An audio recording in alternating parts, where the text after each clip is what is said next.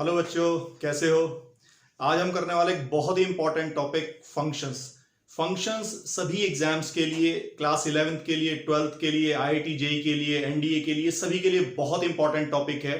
तो आज हम स्टार्ट करते हैं फंक्शंस। Real valued functions. देखिए हमने लिखा है real valued functions. Real valued function का मतलब होता है कि जो भी वेरिएबल एक्स और वाई इस फंक्शन में यूज होंगे वो सब रियल नंबर्स हैं। तो जब भी हम कहते हैं फंक्शन तो उसका मतलब हमेशा रियल वैल्यूड फंक्शन से ही होता है। देखिए, a relation from set A to set B. किसी भी फंक्शन को पढ़ने से पहले आपको रिलेशन का जानना बड़ा जरूरी है, और अगर आपने रिलेशन अभी तक नहीं पढ़ा है तो डिस्क्रिप्शन में लिंक है, आप उस लिंक से वीडियो को देख सकते हैं। हमने इससे पहले रिलेशन के 2 वीडियो बनाए हैं। चलिए करते हैं start. A relation from set A to set B. Actually जो फंक्शन है that is a relation from set A to set B. is said to be a function if every is important, if every element of set A is related to a unique element of set B। एक ऐसा relation जिसमें set A का हर element set B के एक unique element के साथ associate करेगा, that relation is called a function. तो actually function is a relation अगर वो 2 कंडीशन को सेटिस्फाई कर दे, every and unique. Every is for set A and unique is for set B. Suppose ये एक फंक्शन हमने डिफाइन किया from set A to set B. यहां देखें, ये सेट ए है and this is set B, और ये एक फंक्शन डिफाइन किया गया है from set A to set B. और यहां पर जो एलिमेंट्स हैं हमारे, अगर हम ले लेंगे A B C D, these are the elements in set A. और सेट बी में एलिमेंट्स ले हम P Q R S T। Suppose these are the elements of set B। तो रिलेशन में क्या होता है, रिलेशन में A क्रॉस B का कोई भी सबसेट हो, any subset of A cross B।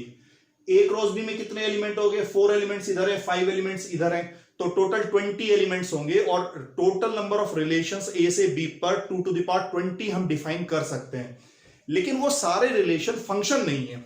Function होने के लिए क्या होना पड़ेगा, सेट ए का हर एलिमेंट एसोसिएट करना चाहिए with a unique element of set B.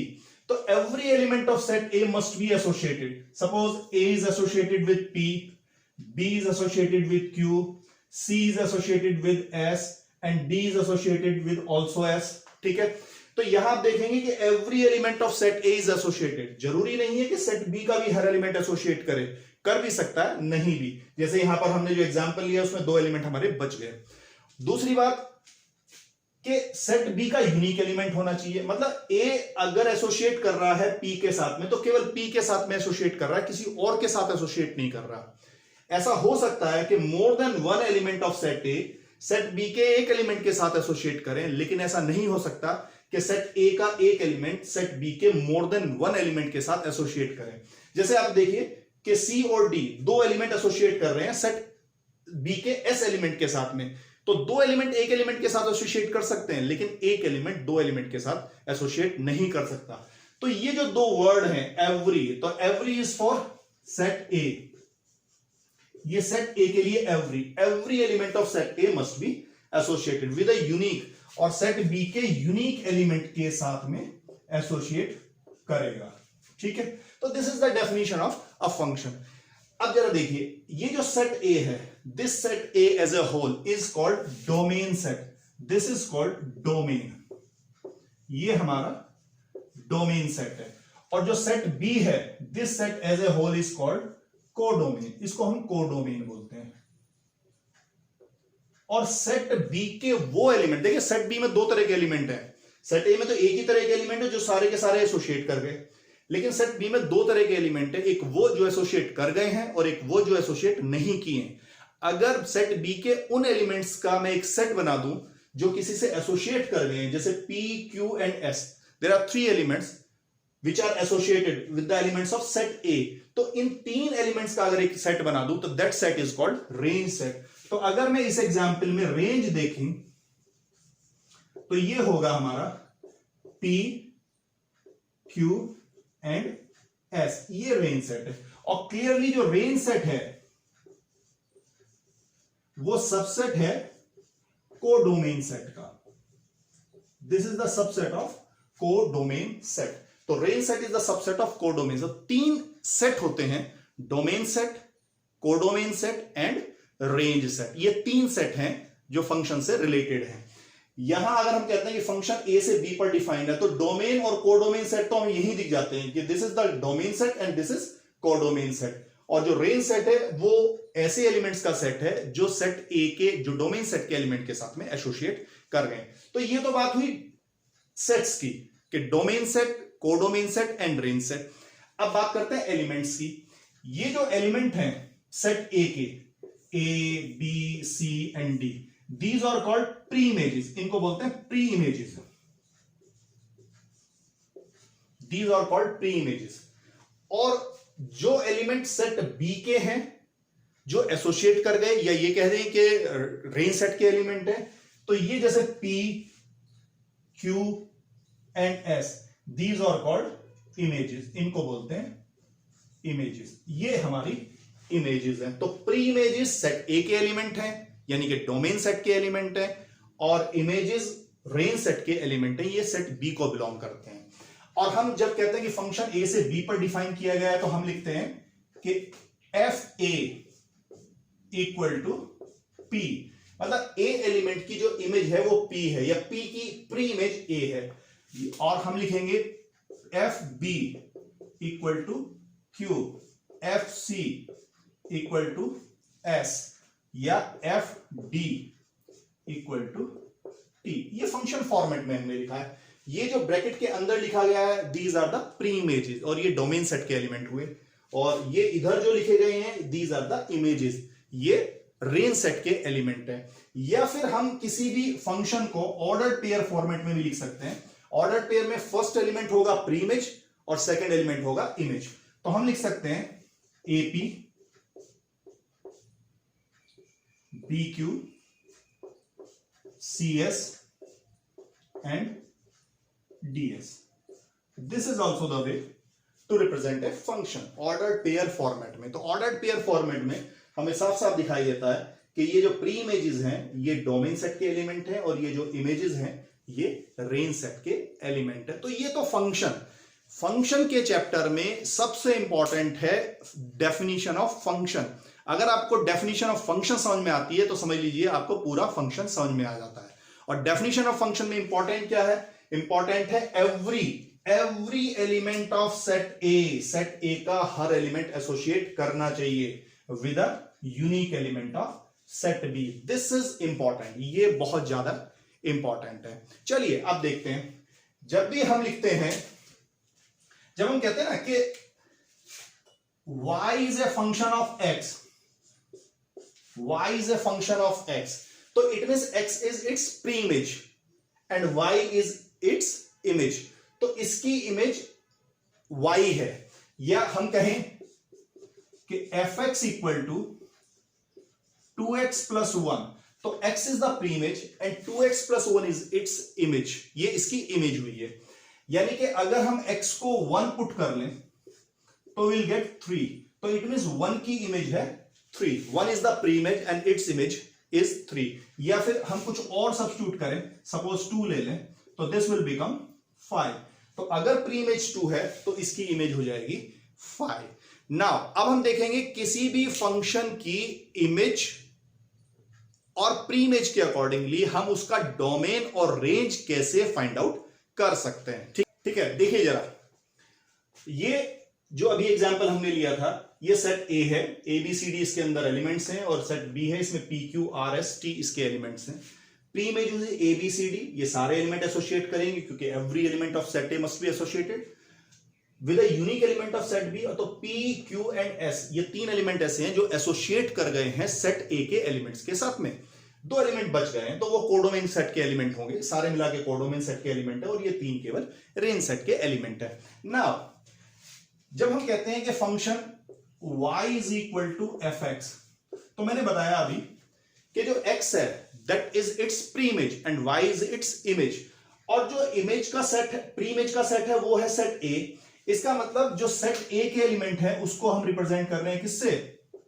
x से हम रिप्रेजेंट कर रहे हैं। और a b c d ये वैल्यूज हो सकती हैं x की, these are the values of x। उसी तरीके से जो सेट बी के एलिमेंट है, और सेट बी के भी कौन से एलिमेंट जो किसी की इमेज बन गए, हमारे मतलब के केवल वो एलिमेंट हैं जो किसी की इमेज बन गए हैं। जो आर और टी दो एलिमेंट हैं, ये किसी की इमेज नहीं बने तो ये हमारे किसी काम के नहीं है। तीन element P Q and S ये हमारे काम के एलिमेंट है जो किसी की इमेज बन गए हैं। इनको हम रिप्रेजेंट कर रहे हैं किससे, y के साथ में। तो अगर हम कहते हैं y इक्वल टू x, तो ये x की वैल्यूज हैं, a b c d are the values of x। इसका मतलब जो डोमेन सेट है, domain set is the set of values of x, x की वैल्यूज का सेट है। और x की कौन सी वैल्यूज हो सकती हैं, जिनके लिए कि कोई y एग्जिस्ट करता हो। तो यहां से हम कह सकते हैं कि जो डोमेन सेट को अगर हम डिफाइन करना चाहें,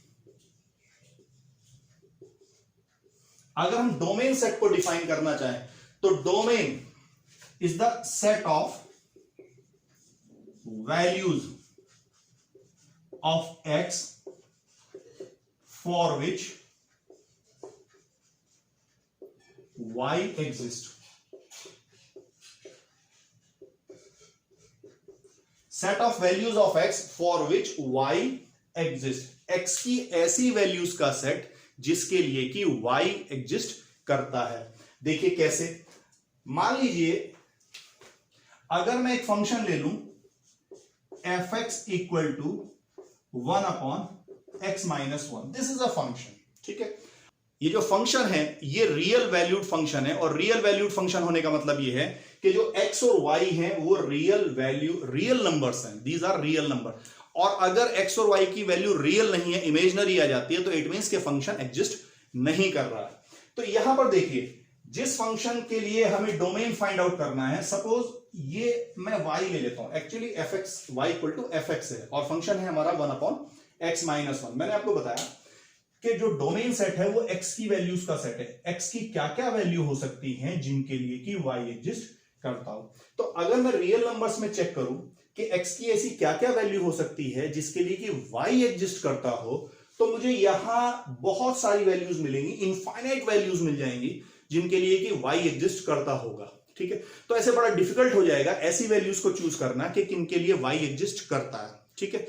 ये बिल्कुल ऐसे है, आप समझिए कि मान लीजिए कोई बहुत बड़ा स्कूल है और उस स्कूल की स्ट्रेंथ 5000 या 6000 है, और किसी पर्टिकुलर डे पर हम ये देखना चाहते हैं कि कितने बच्चे ऐसे हैं जिन्होंने टाई नहीं लगाई है, ठीक है। तो यूनिफॉर्म में टाई कंपलसरी है और लेकिन उन्होंने टाई नहीं लगाई है। तो अगर हम ये देखना चाहते हैं या ये देखना चाहते हैं कि टाई नहीं लगाई है या टाई लगाई है, तो हम ये काउंट करेंगे कितने बच्चों ने टाई लगाई है, तो ये बहुत टीडियस वर्क हो जाएगा। तो सिंपल तरीका ये है कि हम उन बच्चों को काउंट कर लें जिन्होंने टाई नहीं लगाई है, तो उनकी संख्या कम होगी, तो हम काउंट कर सकते हैं। सिमिलरली हम यहां पर अगर देखें तो हम x की ऐसी वैल्यूज फाइंड आउट करने की कोशिश करेंगे कि जिसके लिए कि y एग्जिस्ट नहीं करता हो, उनके अलावा जितनी भी वैल्यूज होंगी उनके लिए y एग्जिस्ट करेगा। जैसे एक रूल हम जानते हैं कि जो डिनोमिनेटर है that must not be equal to 0, क्योंकि अगर वो 0 हो गया तो ये इंफिनिटी हो जाएगा और y एग्जिस्ट नहीं करेगा इन दैट केस। तो इट मींस कि denominator must not be equal to 0। तो यहां पर क्या हो रहा है, जो डिनोमिनेटर है वो x की 1 वैल्यू के लिए 0 हो जा रहा है, तो इट मींस कि x must not be equal to 1, ये नहीं होना चाहिए। इसके अलावा x कुछ भी हो गया तो y की वैल्यू एग्जिस्ट करेगी, what ever with the value, एक रियल नंबर होगा चाहे कुछ भी हो वो, लेकिन एग्जिस्ट करेगा। तो इट मींस अगर हम इसकी डोमेन लिखना चाहते हैं, डोमेन ऑफ f अगर हम लिखना चाहते हैं तो ऑल रियल नंबर्स एक्सेप्ट 1, एक एलिमेंट को उसमें से माइनस कर देंगे, दिस इज आवर डोमेन। तो ये डोमेन को निकालने का तरीका। तो कई बार आसान ये होता है कि हम ये फाइंड आउट करें किसके लिए एग्जिस्ट करता है, या कई बार ये इजी होता है कि हम ये फाइंड आउट करें किसके लिए एग्जिस्ट नहीं करता। जैसे मैं एक और एग्जांपल लेता हूं, मान लीजिए फंक्शन है y equal to under root of x minus 1। मैं बार बार बोल रहा हूं कि फंक्शन हमारा रियल वैल्यूड फंक्शन है, तो जो values of x and y है वो हमेशा रियल ही होनी चाहिए। और हम ये जानते हैं कि जो स्क्वायर रूट है that must not be negative, it must be greater than equal to 0। तो ये ग्रेटर देन इक्वल टू 0 होना चाहिए, तो x minus 1 greater than equal to 0 होना चाहिए, तो it means x greater than equal to 1 होना चाहिए। और जो डोमेन सेट है वो x की वैल्यूज का सेट है, और x की वैल्यू क्या हो सकती है, x की वैल्यू हो सकती है 1 से लेकर इंफिनिटी तक ग्रेटर देन इक्वल टू 1। तो अगर हम इसकी डोमेन लिखना चाहते हैं, डोमेन ऑफ एफ, तो मुझे लिखना है 1 इंक्लूडेड है तो क्लोज्ड इंटरवल होगा, और 1 इंक्लूडेड है तो स्क्वायर ब्रैकेट से हम इसको रिप्रेजेंट करेंगे 1 to infinity, ठीक है। और इंफिनिटी आप जानते हैं हमेशा ओपन ब्रैकेट से रिप्रेजेंट किया जाता है। तो this is the domain of this function. तो ये है domain of a function, set of values of X for which Y exist, जिसके लिए कि वाई एग्जिस्ट करता है। This is domain set. Now अब हम देखते हैं रेंज सेट, ठीक है। चलिए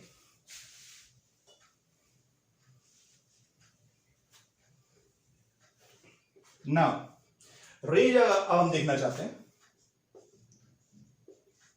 रेंज सेट, ठीक है। रेंज सेट क्या होता है? रेंज सेट है वाई की वैल्यूज का सेट।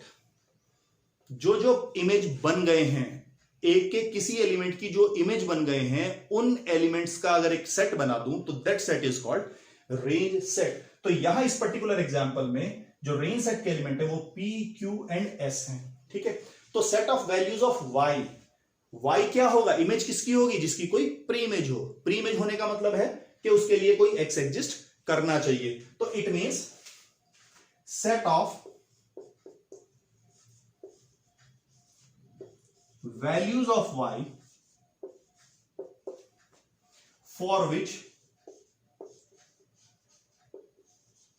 x exists, जिसके लिए कि x एग्जिस्ट करता है, ठीक है। Set of values of y जिसके लिए कि x एग्जिस्ट करता है। सेम एग्जांपल अगर मैं देखूं, fx equal to 1 upon x minus 1, और इसको हमने कहा था y। देखिए डोमेन में हमने क्या किया, x की वैल्यूज को चेक किया कि उनकी x की किन वैल्यूज के लिए y एग्जिस्ट करता है या y एग्जिस्ट नहीं करता है। तो यहां y x की टर्म्स में है। अब हम y की वैल्यूज को चेक करना चाहते हैं कि y की किन वैल्यूज के लिए x एग्जिस्ट करता है। तो फिर हम x को y की टर्म्स में लिख लेते हैं, ठीक है। x को अगर y की टर्म्स में लिखें तो x minus 1 equal to 1 upon y, and that can be written as, तो x इक्वल टू, ये 1 उधर जाएगा, y LCM this will be 1 plus y। Again यहां फिर वही करें, अगर हम ये देखना चाहते हैं कि y की किन वैल्यू के लिए x एग्जिस्ट करता है, तो या ये चेक करें कि y की किन वैल्यू के लिए x एग्जिस्ट नहीं करता। तो यहां डिनोमिनेटर में y है and that must not be equal to 0, तो y 0 नहीं होना चाहिए, y must not be equal to 0, तो y 0 नहीं होना चाहिए। इट मींस कि जो डोमेन होगा, domain of f, domain of f अगर हम लें तो all real numbers except what, except 0, ये है हमारा डोमेन, ये है हमारा range set. This is our range set. Range of f equal to all real numbers except 0 के अलावा, ठीक है। तो दिस इज आवर रेंज। तो समझ में आया आपको कि फंक्शन की डेफिनेशन वेरी इंपॉर्टेंट, और उससे ही कनेक्टेड है domain and range of a function. Codomain easy है बिल्कुल, set B as a whole is called codomain set, ठीक है। आज का वीडियो आपको कैसा लगा कमेंट बॉक्स में लिख के जरूर बताइए। नेक्स्ट वीडियो में हम डोमेन और रेंज की डिफरेंट टाइप की इंपॉर्टेंट प्रॉब्लम्स हम लेके आएंगे। अगर आप चैनल पर नए हैं तो चैनल को सब्सक्राइब जरूर करें और बेल बटन को भी दबा दें। नेक्स्ट वीडियोस में डोमेन रेंज की डिफरेंट प्रॉब्लम्स के साथ हम फिर मिलेंगे। Thank you.